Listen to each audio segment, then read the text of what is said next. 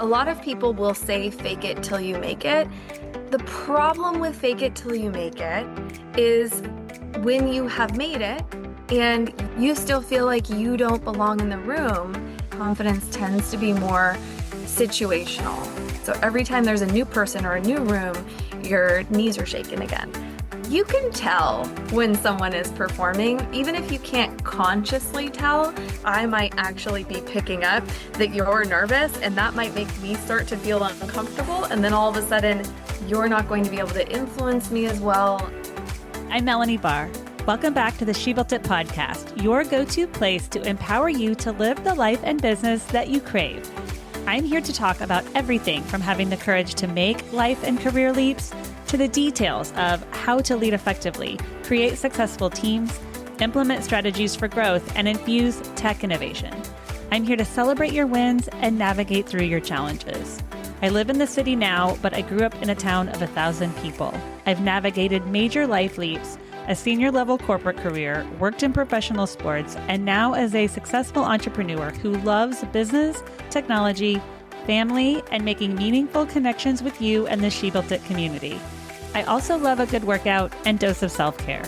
Magic happens when we focus on the part of ourselves and our business that brings us joy.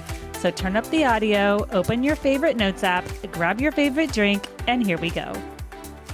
Welcome to the She Built It podcast. Thank you for joining us, Sara. Your journey has taken you from acting in LA to building a career in tech and now coaching leaders around the world. When you look back, what is the thread that ties it all together? It's been about growing and staying in tune also with what is in alignment for me and what is not in alignment, and over again, choosing truth over comfort. Those seem to be the two opposing forces.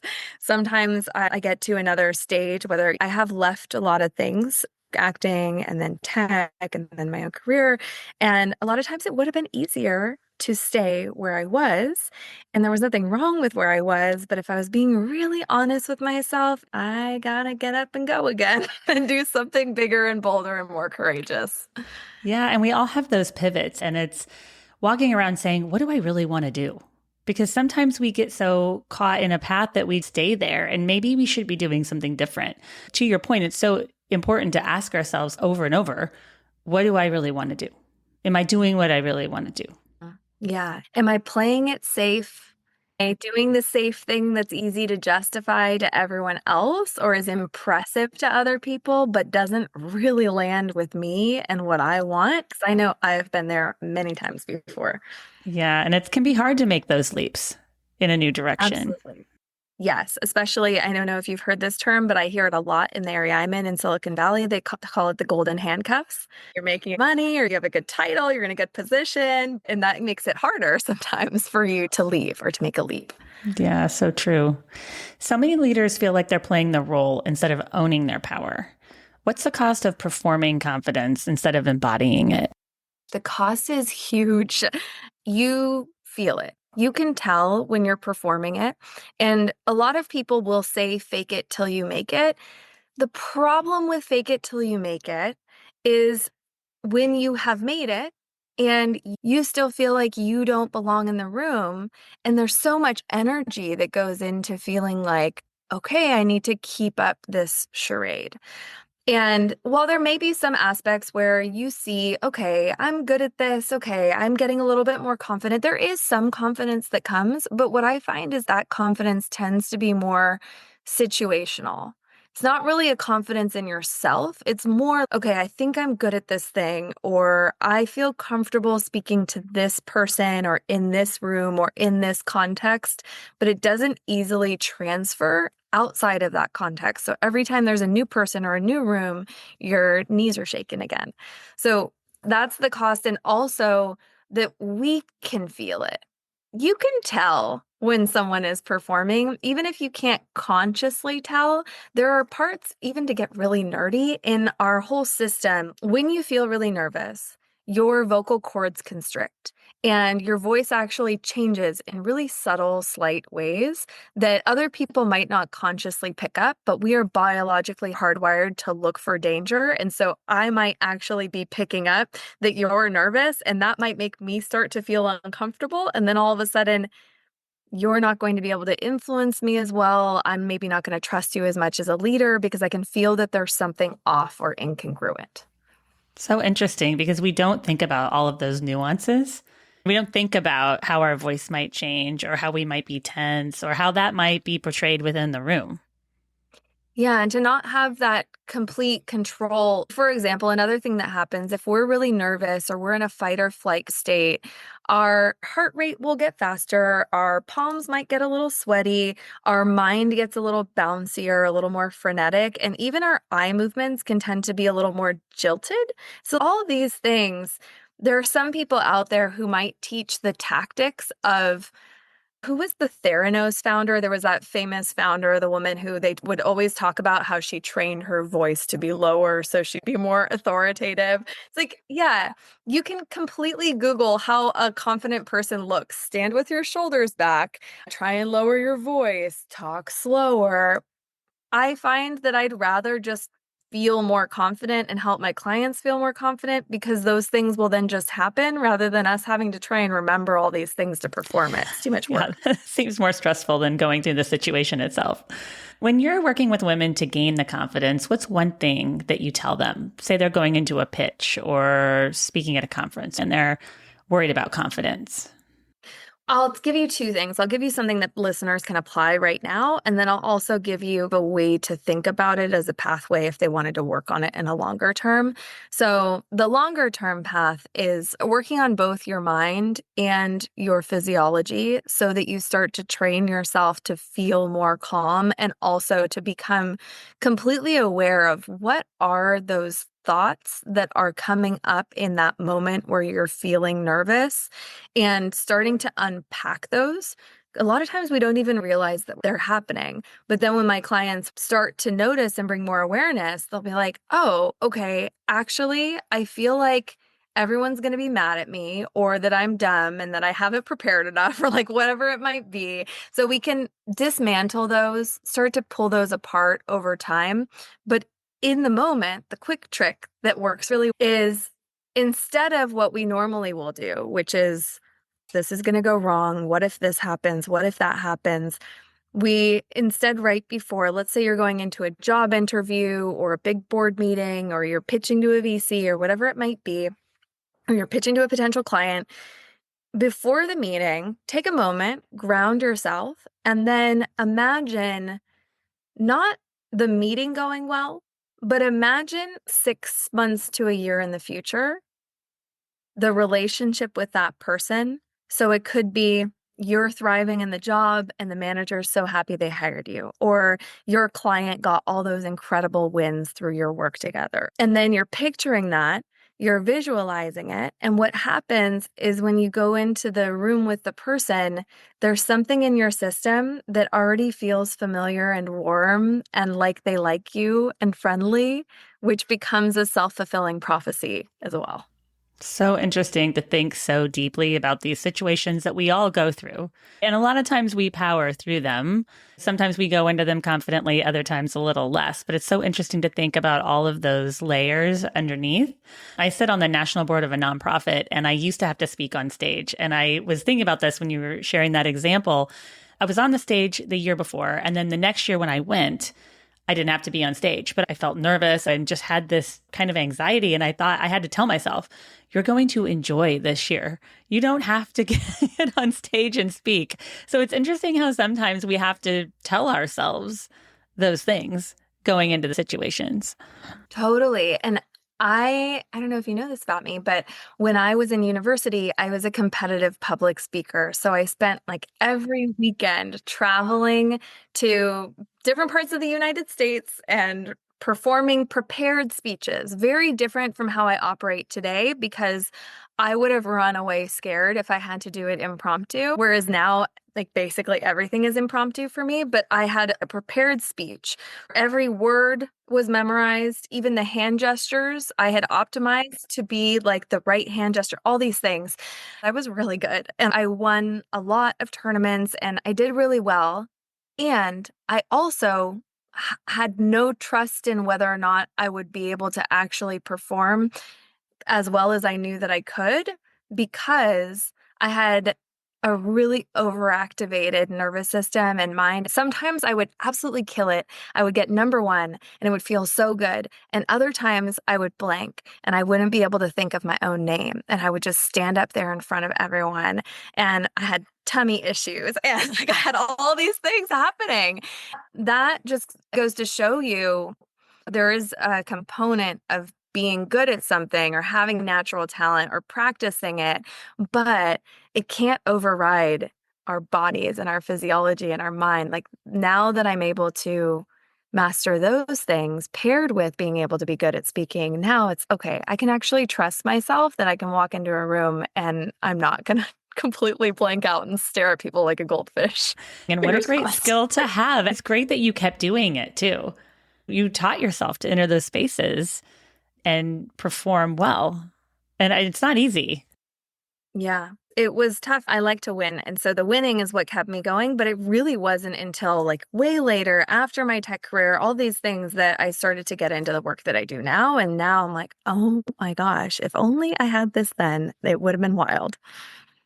When leaders come to you, what is the number one thing that they're struggling with beneath the surface?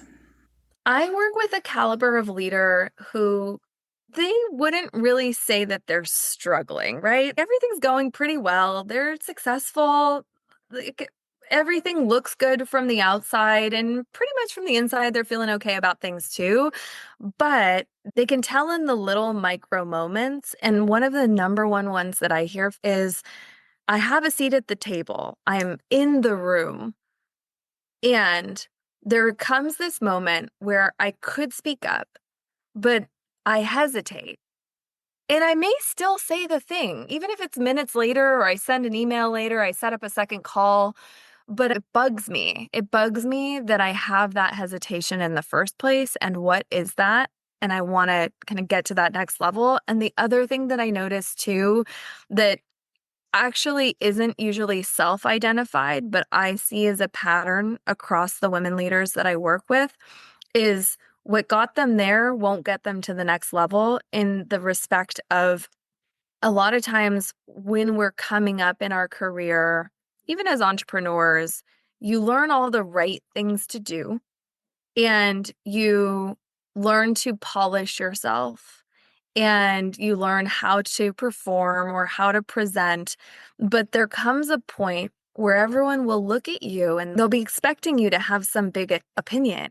In those moments, I find that a lot of us will have this moment of frustration of, I used to have big opinions and ideas, and I think I polished them all away for you all. And now you want me to have them again? Like, I don't even know if I know how to do that.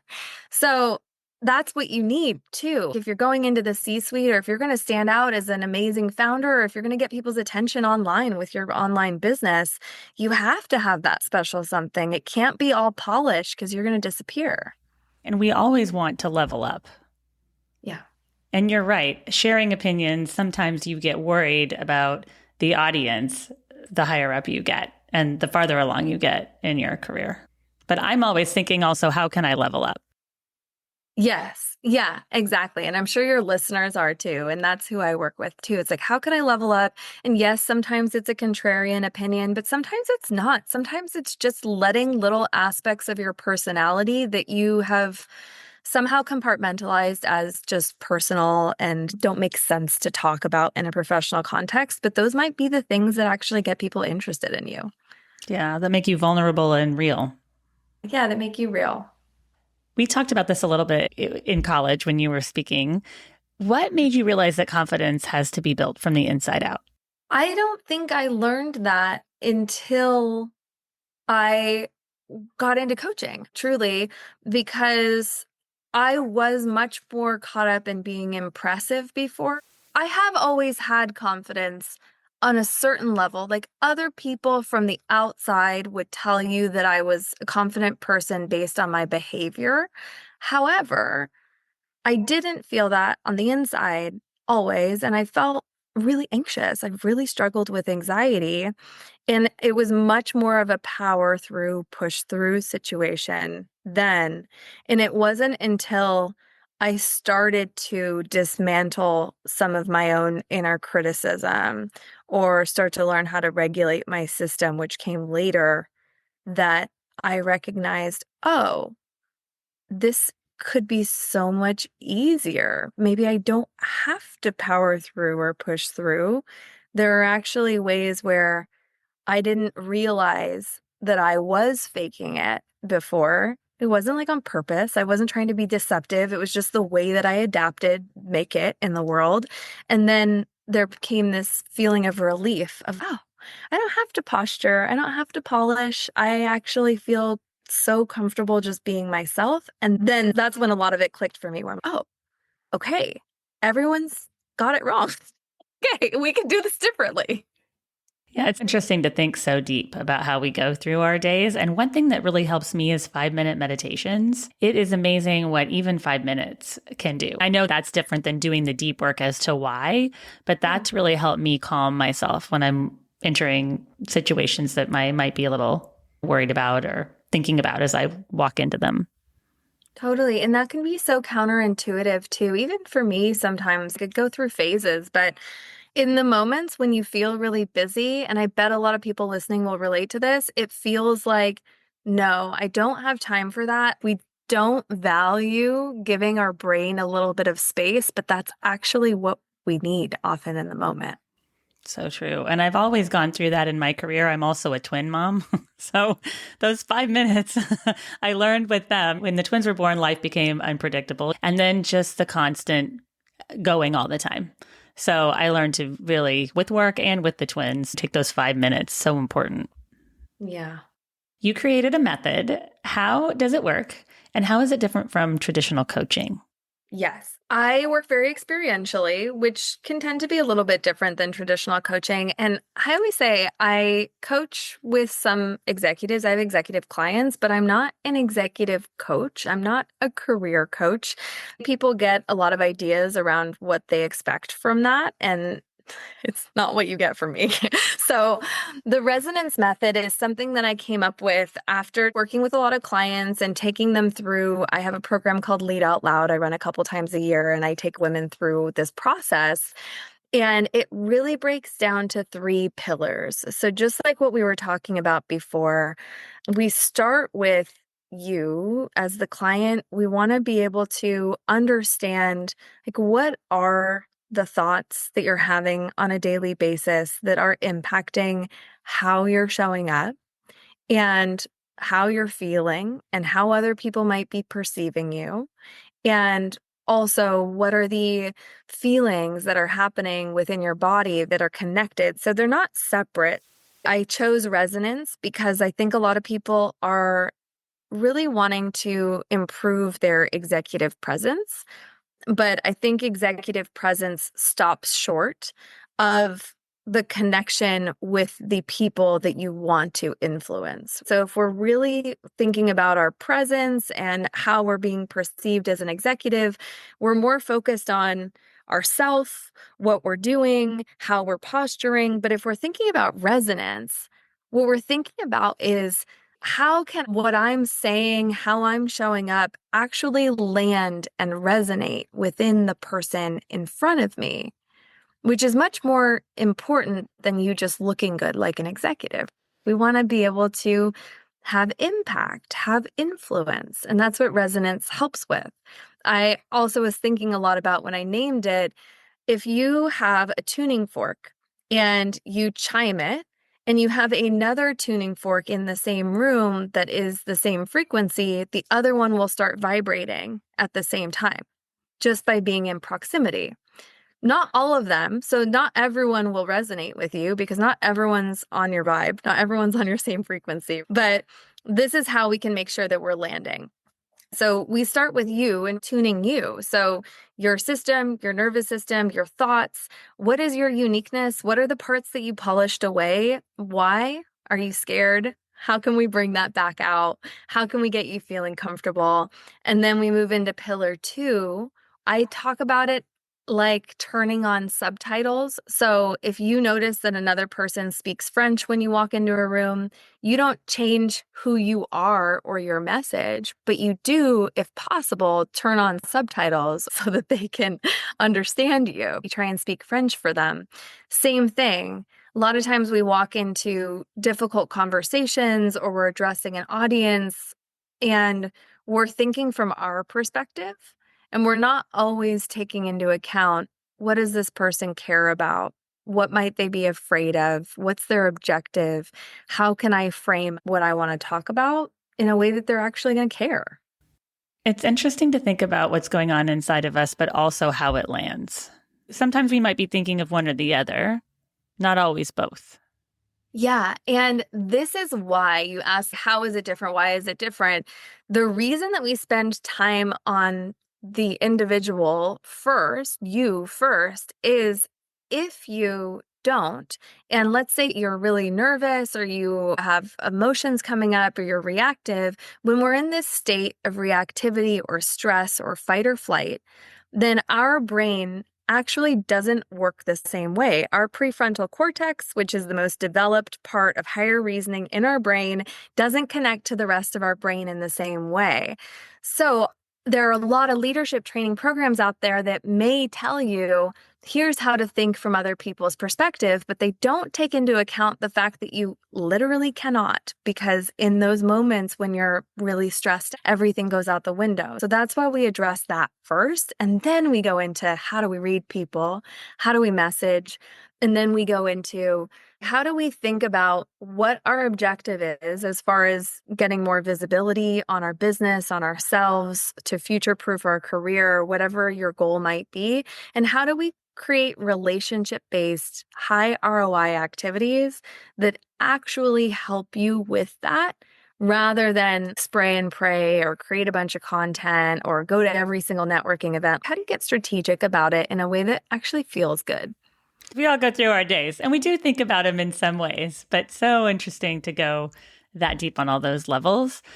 When someone stops chasing credibility and starts showing up as iconic, what changes?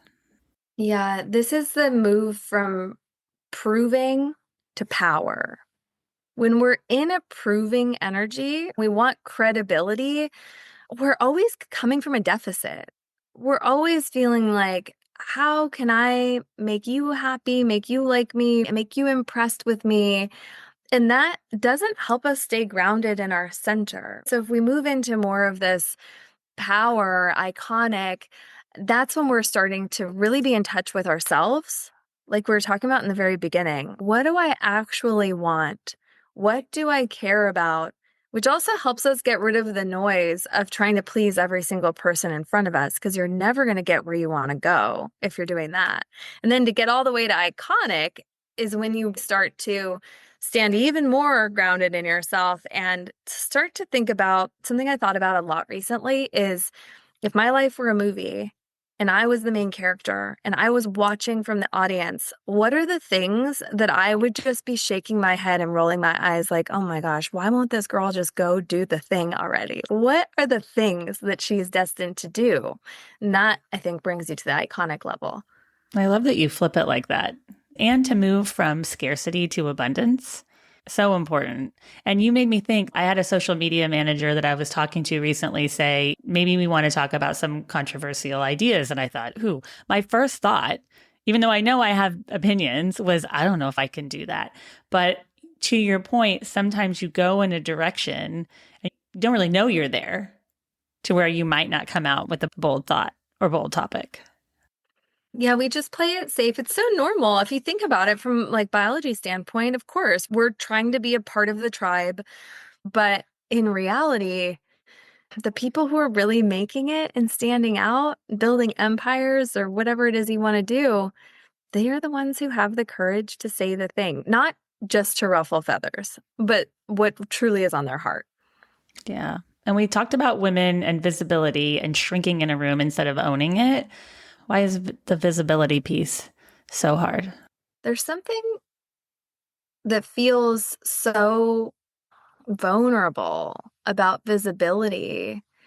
There's so much to unpack with that question, especially as women. A lot of us are told, be the good girl. If you go far back enough, depending on your family or where you come from, it's, as children, like you should be seen and not heard, or don't speak up, don't upset other people. We're taught to optimize to not upset people for the most part.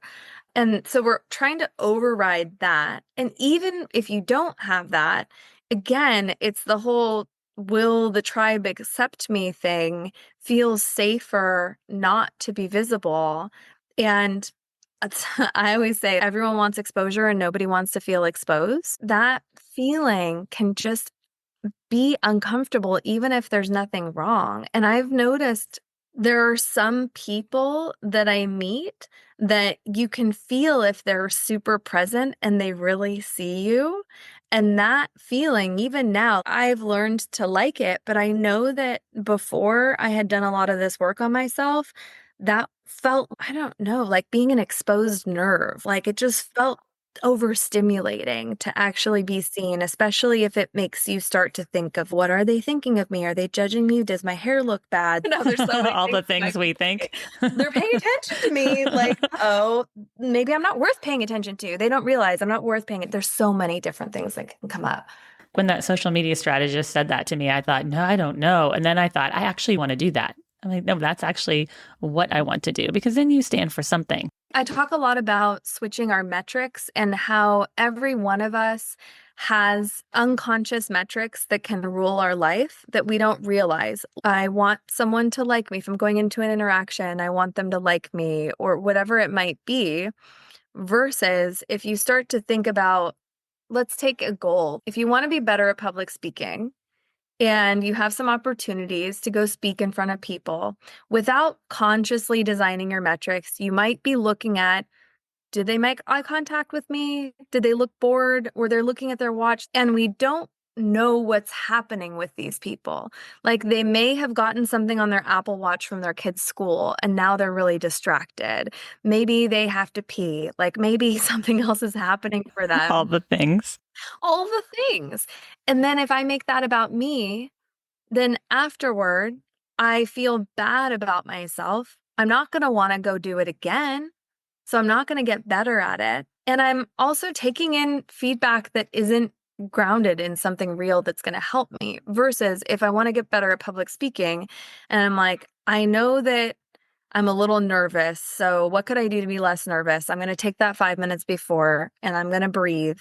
And I know that I tend to look at the ground. So I'm going to make an effort to look at 5 people's eyes. Now, after that, rather than letting myself spin out, I can just go through my checklist. Did I breathe before? Okay, good. Did I make eye contact? Okay, then I'm like 1% better. So that can help quite a bit too. If someone starts to take more speaking opportunities and the step towards real confidence, what effects have you seen in their career life and business? I had a client, Amanda. She's incredible. She came in brilliant, was absolutely doing great in her career. And she was a little frustrated because she kept getting passed over for getting to the next level. And she kept being told, like, yeah, we like you. And she was in all the rooms and she actually had most of the responsibility. It was just like this weird mismatch. Why won't they give me the title? Why won't they see me in that way? And they kept giving her the kind of, we'll let you know when you get there. You're not there yet. We'll let you know.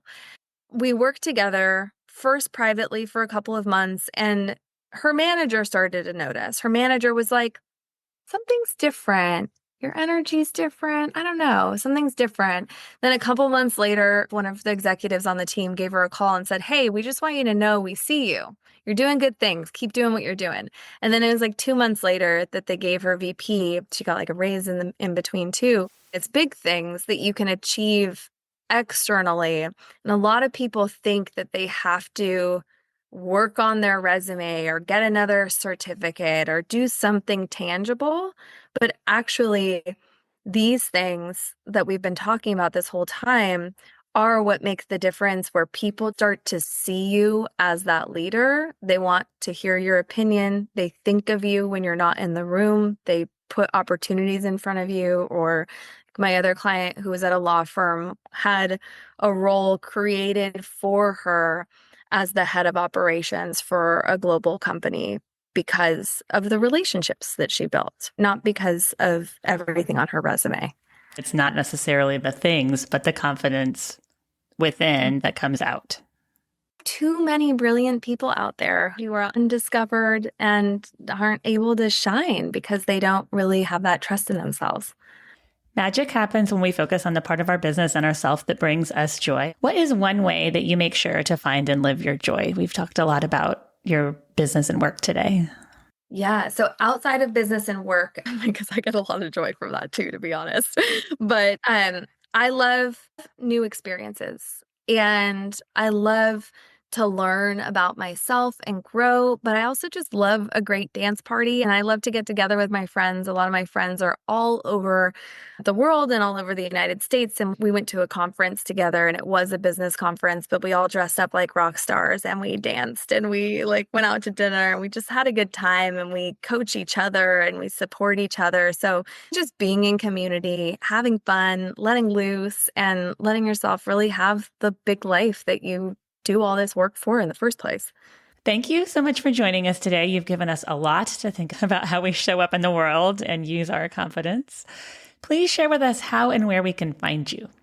Yes, I'm on Instagram at Sara, Sara.Anderson, Anderson, _.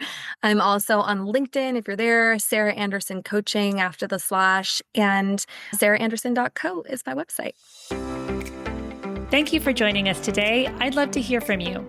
Reach out to me at hello@shebuiltit.com, on our She Built It website, or at She Built It on social. Thank you to my editor, Rich Streffolino, who always makes us sound good. Until next time, let nothing stop you from experiencing the life and business that you crave.